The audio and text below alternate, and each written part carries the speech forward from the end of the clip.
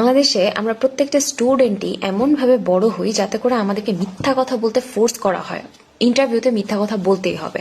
আমি বাংলাদেশে মোটামুটি 20 থেকে 30টা ইন্টারভিউ বা তার বেশি ইন্টারভিউ ফেস করেছি। আমার তো 2 ইয়ার্স অফ প্রফেশনাল এক্সপিরিয়েন্স যে পিরিয়ডটা আমার ছিল, তার আগে পরে মাঝখানে আমি অনেক ইন্টারভিউ অ্যাটেন্ড করেছি। যদি আমি জবে যেতাম কি যেতাম না, আমি সবসময় ইন্টারভিউগুলো অ্যাটেন্ড করতাম। আমি যদি কখনো কোনো ইন্টারভিউর অপরচুনিটি পেতাম, স্পেশালি যদি কোনো ভালো রেকগনাইজড কোম্পানি হতো, আমি অবশ্যই ইন্টারভিউ অ্যাটেন্ড করতাম, জয়েন করতাম কি না করতাম। ইন্টারভিউ বোর্ডের যে কোয়েশ্চেন করার যে স্কিলটা, এইচআরদের কোয়েশ্চেন করার স্কিল খুবই খারাপ। সত্যি কথা, যেটা আমার কাছে পার্সোনালি এটা মনে হয়েছে। এমনকি এরকমও হয়েছে এইচআর আমার সাথে বসে ফ্লার্ট করছে এবং খুব রেকগনাইজড কোম্পানির, আমি নামটা বলবো না। তারা শুধু চাচ্ছে যে আপনি তাদের যেই রিকোয়ারমেন্টস গুলো আছে, যে কাজগুলো আছে, ওটা স্বল্প বেতনে তাদেরকে মোটামুটি স্যাটিসফাই করে দিয়ে আসেন।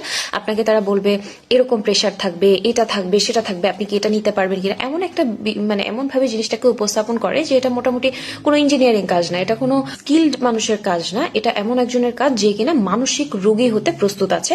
এই মুহূর্তেই তার কোম্পানিতে ঢুকে সে মানসিক রোগী হওয়ার জন্য একদম প্রস্তুত, যে আমাকে যত প্রেশার থাকুক আমি কাজ করতে পারবো। ধরনের রিকোয়ারমেন্টসও থাকে যে আপনি একজন ইঞ্জিনিয়ার কিন্তু আপনাকে সেলস টার্গেট ফিল আপ করতে হচ্ছে।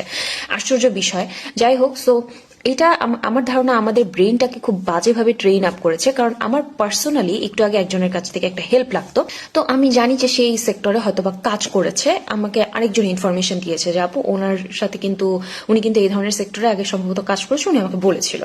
সো ওকে ফাইন, আমি তাকে রিচ আউট করলাম যে ভাই আপনি মনে হয় এই সেক্টরে আপনার আগে কাজ করা আছে, সো আমার এই ধরনের একটা হেল্প লাগবে। উনি আমাকে অত্যন্ত লেভেলের ব্র্যাগিং করলো অনেকক্ষণ ধরে। এবং আমি যেহেতু একজন বেশ কিছু দিন যাবত ধরে আমি একজন টিচার, আমি কিন্তু মোটামুটি 10 বছরের মতো ধরে টিচিং করছি।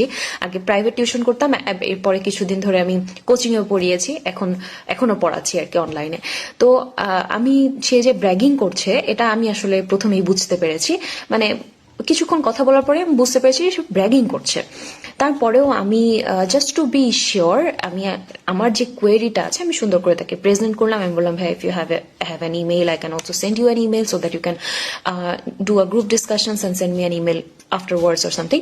সো সে আমাকে যখন আমি মেইলটা মানে আমি মেইল পাঠাইনি, আমি তাকে হোয়াটসঅ্যাপে দিলাম, তখন সে আমাকে কোনো রকমের কোনো সদুত্তর দিতে পারছে না। এমনকি সে আমার রিপ্লাই করছে 1 ঘন্টা পর পর, মনে হচ্ছে সে চ্যাট জিপিটির সাথে কথা বলে এরপরে আমাকে রিপ্লাই গুলো করছে, যেটা কিন্তু আমি ঘরে বসে করতে পারি। এবং আমি দেখলাম যে চ্যাট জিপিটির সাথে তার কথার অনেক মিল আছে। সো অবভিয়াসলি সে এআই ঘেটে এই তথ্যগুলো বের করেছে।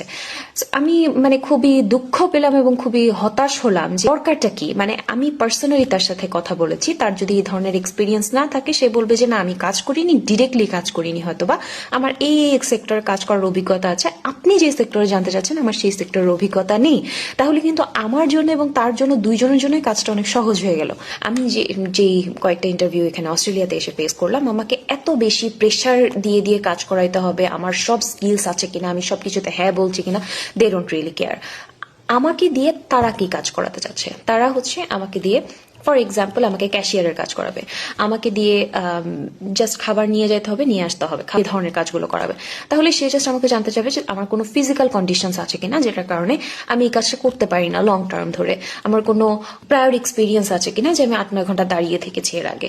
জাস্ট এই ধরনের বেসিক কোয়েশ্চেন, যেটা সেই রোলের জন্য প্রযোজ্য। একটা রোলের ইন্টারভিউ দিতে গিয়ে 20টা রোলের ইন্টারভিউ দেওয়ার মতো সিচুয়েশন এইখানে আমি আসলে ফেস করি নাই। তো এই কারণে আমার কাছে মনে হয় যে বাংলাদেশে এইচআরদেরকে, আসলে স্পেশালি এইচআরদেরকে আরো অনেক বেশি স্কিলড হতে হবে। বাংলাদেশে এইচআর গুলো একদমই স্কিলড না। আমার অভিজ্ঞতা থেকে আমি যেটা দেখেছি আমি সেটাই বললাম। যে তো আমি বলেছি যে আমি কিন্তু বাংলাদেশে অনেকগুলো ইন্টারভিউই মোটামুটি ফেস করেছি।